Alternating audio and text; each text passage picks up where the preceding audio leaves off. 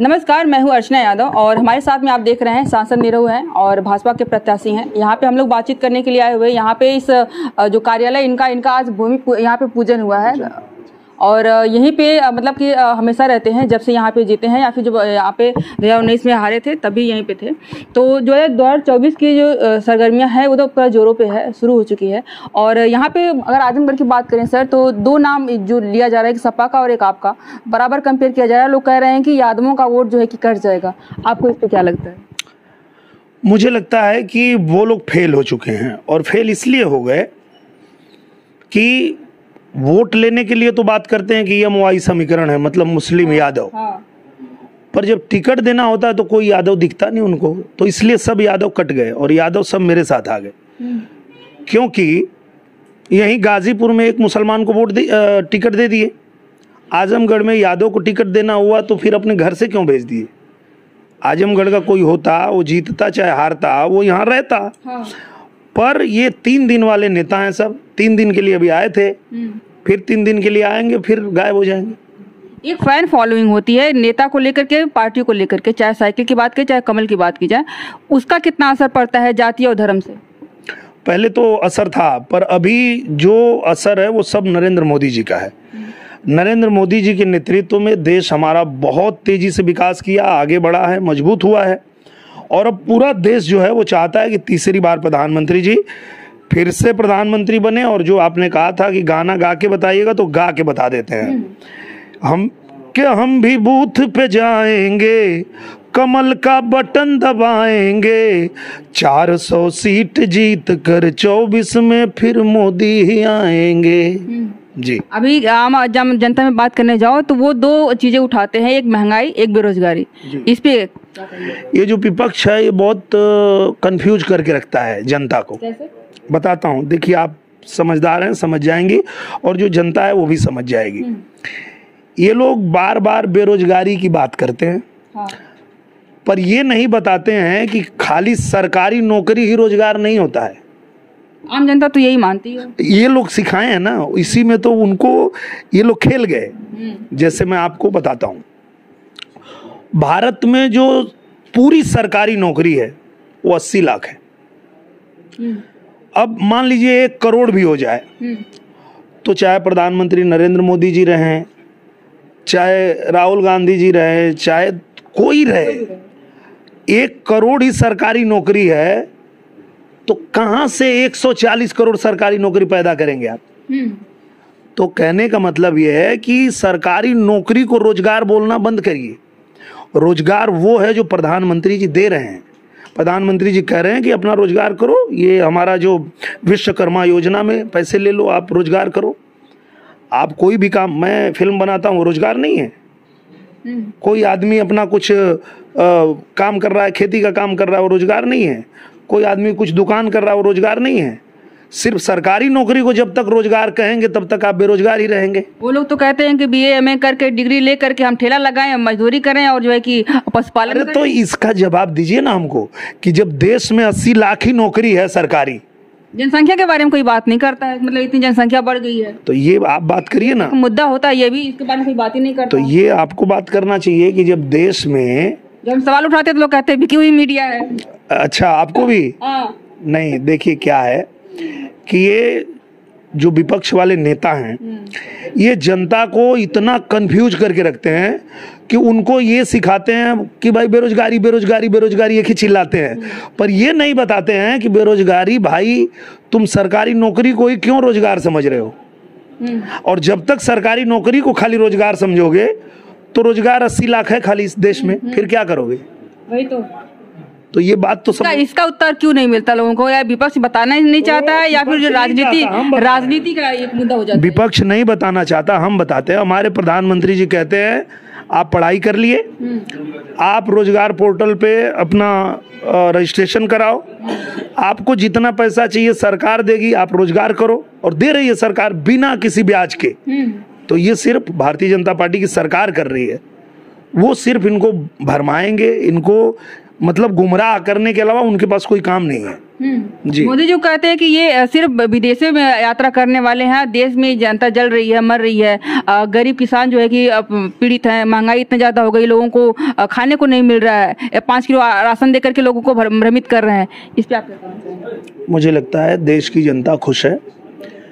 देश की जनता ने देखा है कि प्रधानमंत्री जी के नेतृत्व में कैसे देश आगे बढ़ा है, एक एक व्यक्ति कैसे मजबूत हो रहा है, हर क्षेत्र में काम हो रहा है। शिक्षा का क्षेत्र हो, आप चाहे सड़कों के देख लीजिए, चाहे आप हमारे मेडिकल के क्षेत्र में देख लीजिए, हर क्षेत्र में अच्छा काम हो रहा है।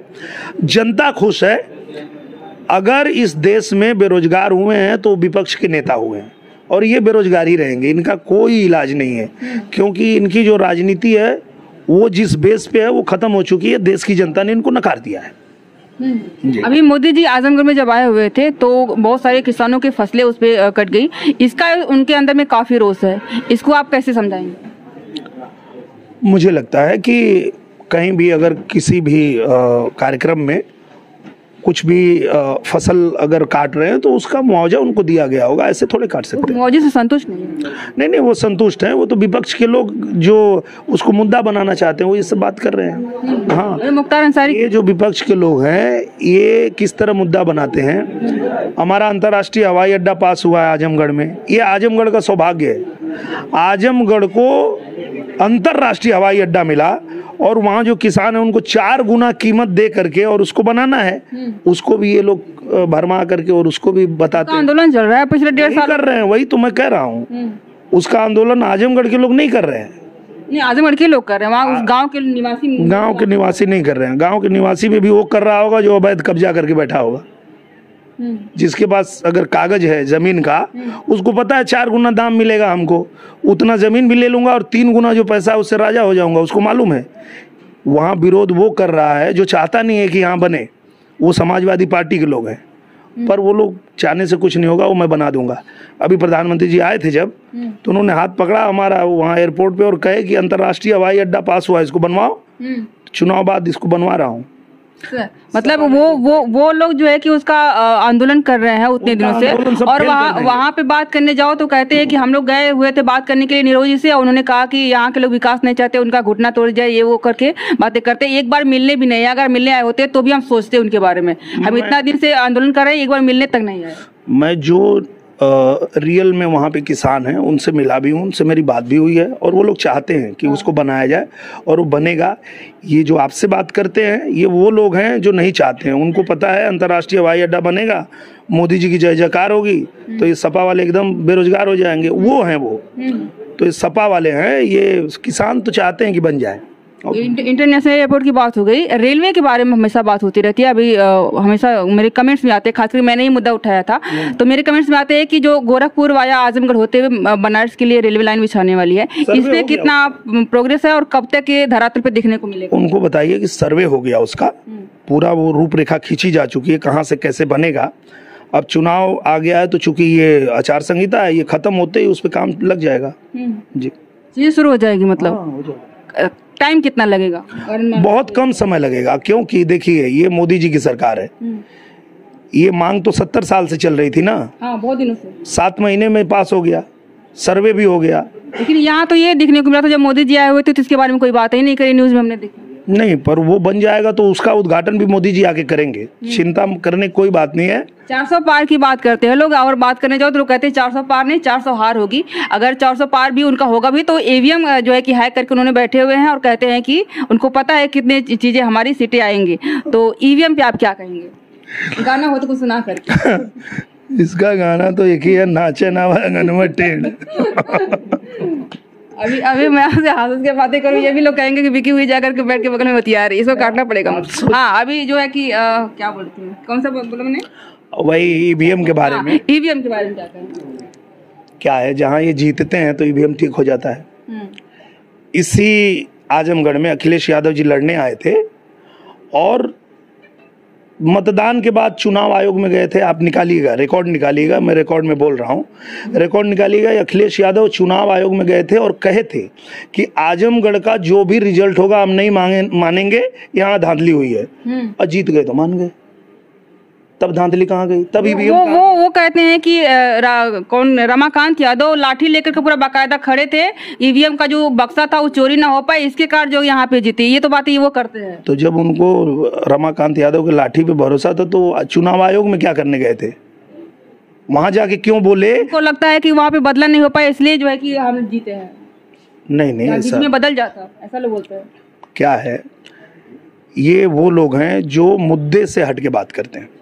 ये मुद्दे से हट के बात करते हैं, ये तो ठीक कहा आपने, लेकिन इसमें विकास भी तो बाधित होता है। ये चीजें तो मेन रखनी चाहिए ना कि आप क्या देख रहे हो। विकास एक चीज होती है, एक पार्टी का प्रेम होता है, विकास भी तो जरूरी होता है ना। वही तो विकास हम लोग कर रहे हैं ना।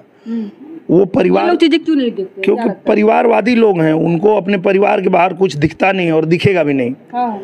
पर यहाँ पे हम लोग काम कर रहे हैं। यहाँ आजमगढ़ में रिंग रोड बन रहा है, आजमगढ़ में बेलैसा का पुल बन रहा है, आजमगढ़ में आप देखिए कि रौना पार बिलरियागंज मार्ग जो बहुत समय से नहीं बन रहा था वो बन गया, रासेपुर तितरा बहुत समय से नहीं बना था वो बन गया, नई रेलवे लाइन अब बिछ जाएगी, नया रेलवे स्टेशन बन रहा है, अंतर्राष्ट्रीय हवाई अड्डा बन ही जाएगा, महायोजना लागू हो गई।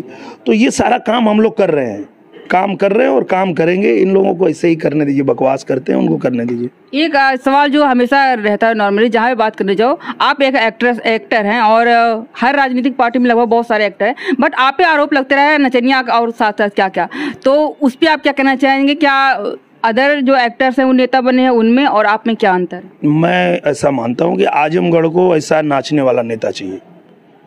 मैंने कहा था कि मैं यहीं शूटिंग भी करूँगा, यहीं सड़क भी बनाऊँगा।